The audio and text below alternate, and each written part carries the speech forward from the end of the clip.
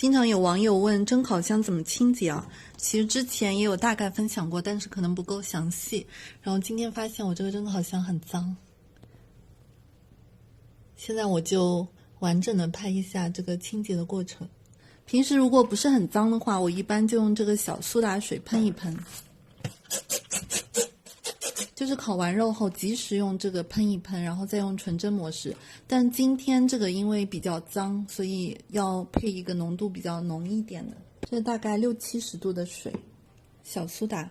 因为小苏打是食品级的，所以稍微有点残留也没关系，所以我就一般都是用小苏打。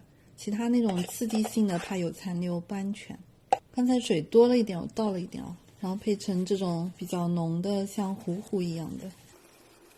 小苏打比较伤手，所以要戴上手套。这个翻下来，然后涂抹到这些脏的地方。好了，现在我把这些脏的地方基本上都涂上这个小苏打的糊糊了。然后烤管的话，尽量不要涂这么浓的，因为它外面有保护层，我怕把它给腐蚀了。开纯蒸模式，蒸个20分钟吧。纯蒸的过程其实就是一个自清洁的过程，因为小苏打碰到高温之后，就可以更好的溶解这个油污。好了，时间到了，看一下现在的情况。看一下顶部，像这些油脂就自己溶解出来了。这里，哇，这么脏！然后就用抹布大概擦一下。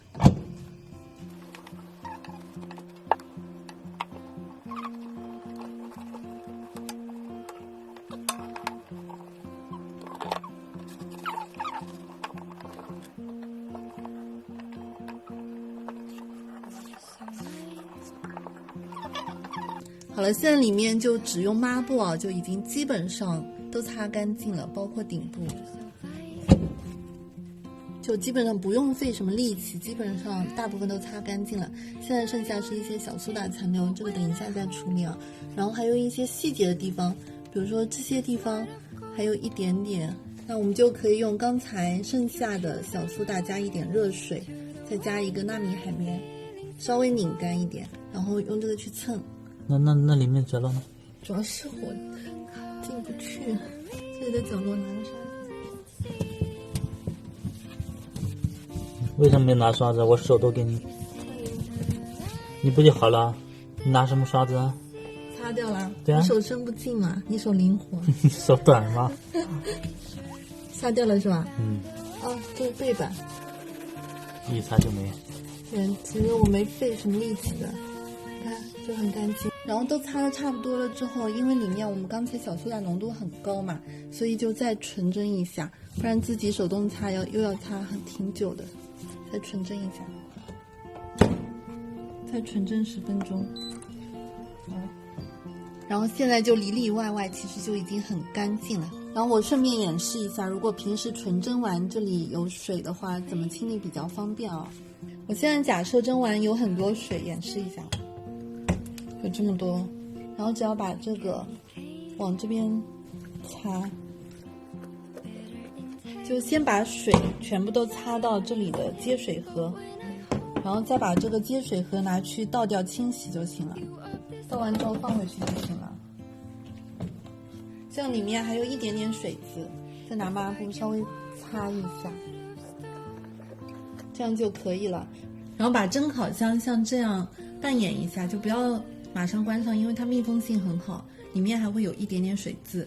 好了，现在已经基本上全都干净了，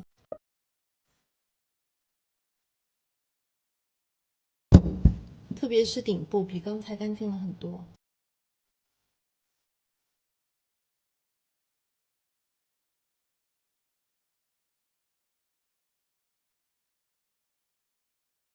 静音音。对的，都反过了。然后我现在简单总结一下，就是如果说纯蒸完的话，就直接把这个水渍往这个接水槽里面擦，擦完之后就把这个门半掩着晾干就可以了。然后如果平时烤完肉比较脏的话，就喷这个小苏打喷剂，喷完之后纯蒸一下，然后及时清理掉就行了。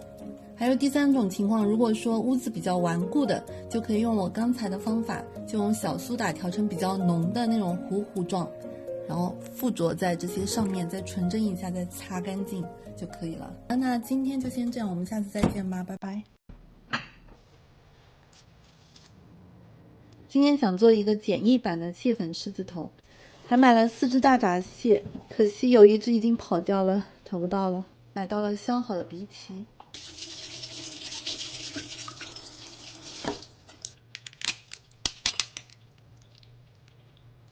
这个蟹粉我只要它黄的部分，因为还要剥身上的肉的话，我觉得太麻烦了。这个黑色熟了之后就会变成黄色的。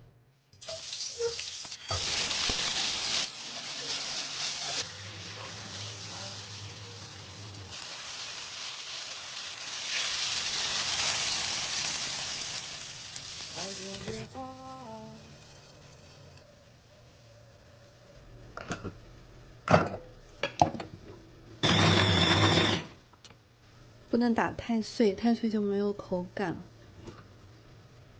这样应该差不多了。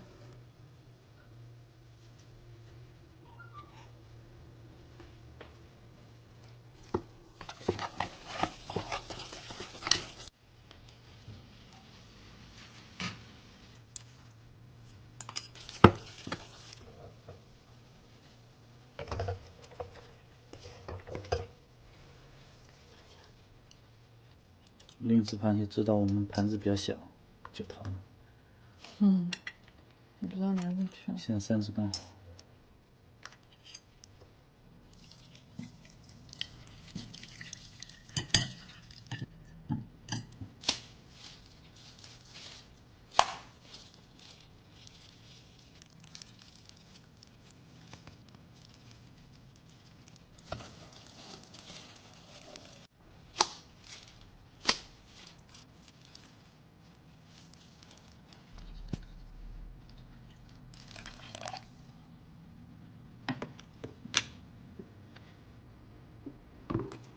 然后用蒸汽炖或者隔水炖都可以，总之火力要小一点，不然这个狮子头容易冲散掉。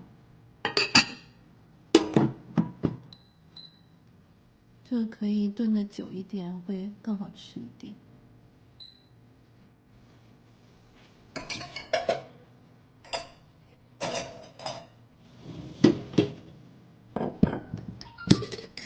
再弄一点我腌的小酱菜。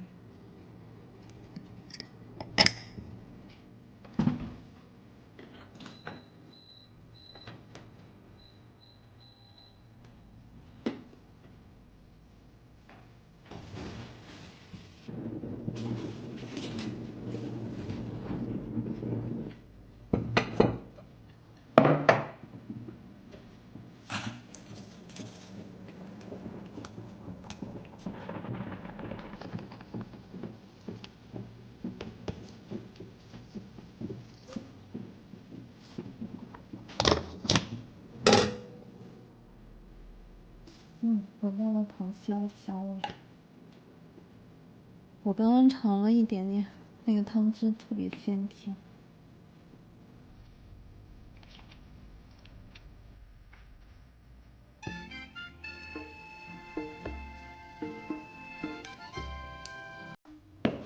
好了，我们吃啦。吃饭啦。